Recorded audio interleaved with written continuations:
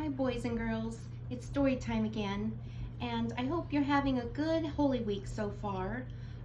Because we can't be together to celebrate Easter this week in preschool, I'm hoping that you enjoy the story that I chose would be one we would be reading in school this week anyhow. Would you like to sing? It's called The Legend of the Sand Dollar, and it is written by, or our author is Chris Auer, with the pictures or the illustrations being done by Rick Johnson. It is a beautiful story. Come with me.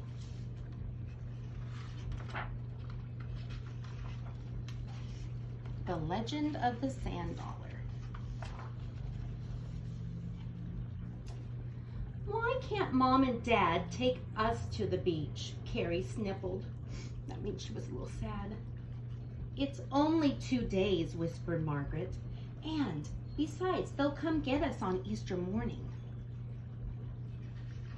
It's good the sisters have each other, isn't it? Carrie tried not to cry. Every few years, her family went to Aunt Jane's house near the beach. I'll just think about playing with Cousin Jack, she told herself. I'll just think about the ocean. But her tears still fell as the bus took her farther and farther away from her mom and dad. They're trying to be very brave, aren't they? Early the next morning at Aunt Jane's, Carrie went out to look at the boats on the river. Carrie still missed her parents, but soon she heard the of an engine coming towards her, and it was coming from upstream. Cousin Jack! So now she was excited, right? Boys and girls, you remember times you were very brave and other times you were very excited? I bet you can. Carrie, Jack hollered, what do you think about my new boat? It's not very big, Carrie answered. Then it's perfect for you.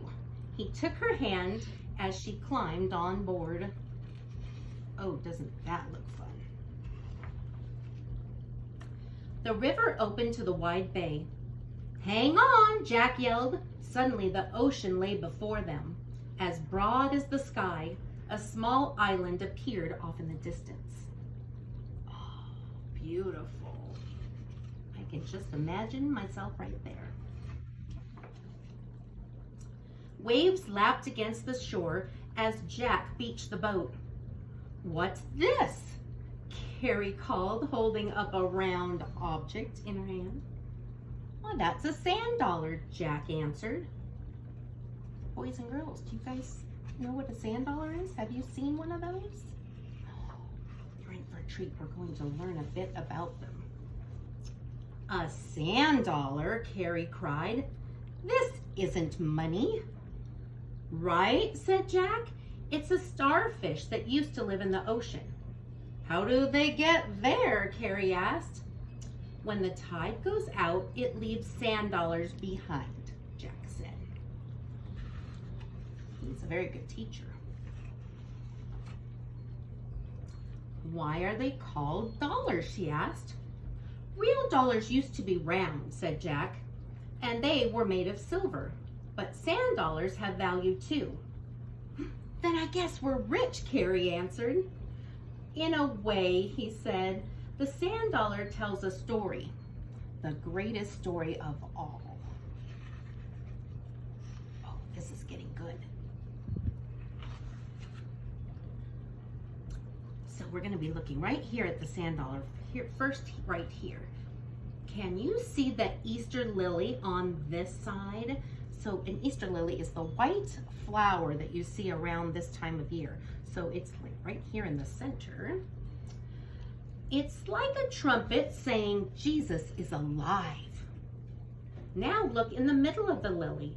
There's a star from the east that led the wise men to Christ. So right here in the very center, there's a little star. Perfect.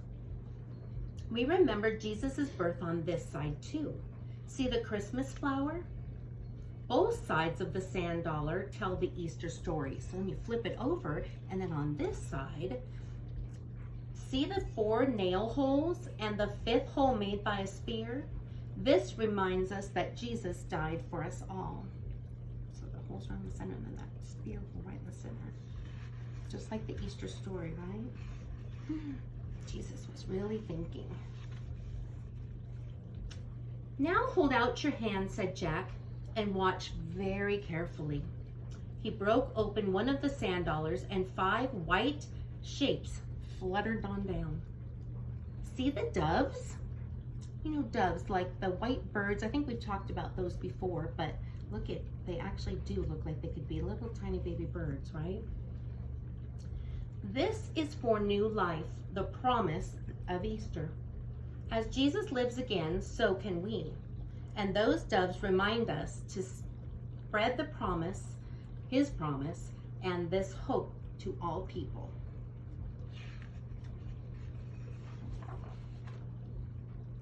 Oh no, Carrie cried. We dropped them. Jack wasn't worried. The high tide will leave more over and over, and I have a whole bucketful back home. As the tide rushed ashore again, Jack helped Carrie back into the boat, pushed it off of the beach, and jumped inside. I wonder if that water was chilly. The boat crested the top of each wave, hung in the air, then swooped down like a ride on a roller coaster. But all the way back, Carrie could only think about the sand dollar and how valuable that it really was. A good way to think of Easter and Jesus, wasn't it? That night, the moon rose full across the water. You know what? Asked Jack. Your parents aren't that far away, like the moon and the tide. But the moon is far away from the ocean. Well, they're still connected, Jack explained. The moon's gravity is what pulls the tide high. From that far away?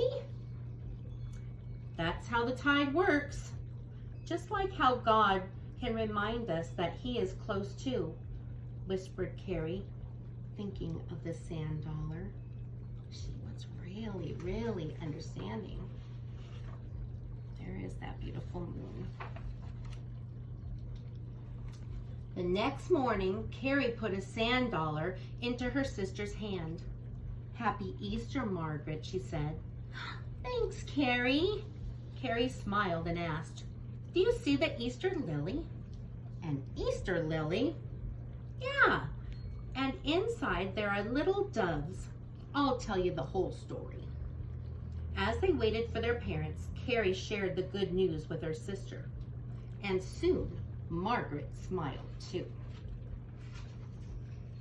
What a good big sister she is.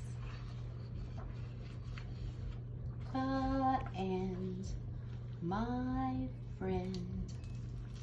Thank you for joining me again. We'll see you next time.